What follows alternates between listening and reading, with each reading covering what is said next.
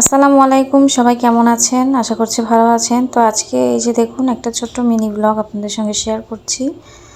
আর এখানে সকালে আমি গ্যাসের ওষুধ খেয়ে নিয়েছি, আর ক্যালসিয়াম আর অন্যান্য ভিটামিন যে ওষুধগুলো দিছে সেই ওষুধগুলো খাওয়ার ফলে শরীর প্রচুর পরিমাণে কড়া হয়ে গেছে, যার জন্য আমি এখানে ইসবগুলের ভুসি খাচ্ছি।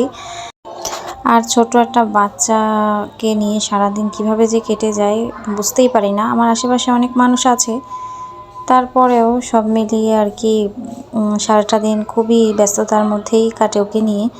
আর সারা ওর আপার কাছে আছে, ও আসা যাওয়া করে, বেশ কয়েকদিন হয়েছে ও আসে না।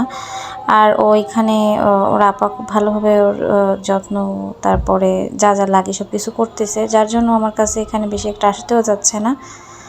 তো এখানে হচ্ছে সকালে নাস্তা করতেছি, আর এখানে হচ্ছে রুটি আর হচ্ছে ডিম পোচ ভাজিও ছিল, কিন্তু আমার হচ্ছে বাচ্চাটা ঘুমায় খুবই অল্প সময়, যার কারণে সব সময় ওর পাশে থাকা লাগে। আর উঠে গেলে তো চিল্লানো শুরু, থামাথামির কোনো নামই নেই। তো এখানে আমি খুবই তাড়াতাড়ির সঙ্গেই হচ্ছে নাস্তাটা করে নিচ্ছি। এখানে যতটা আস্তে আস্তে দেখা যাচ্ছে অতটাও আস্তে না, পরবর্তীতে আমি খুব তাড়াতাড়ি খেয়ে নিয়েছি আমার নাস্তাটা।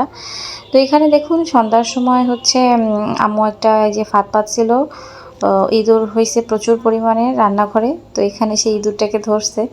তো ভিডিও কি করব, মানে একঘেয়েমি, প্রতিদিনই একই জিনিস একই কথা বলতে ভালো লাগে না। তো বলতেছি যে এই ইঁদুরটাকেই নিয়ে আসেন একটু দেখাই।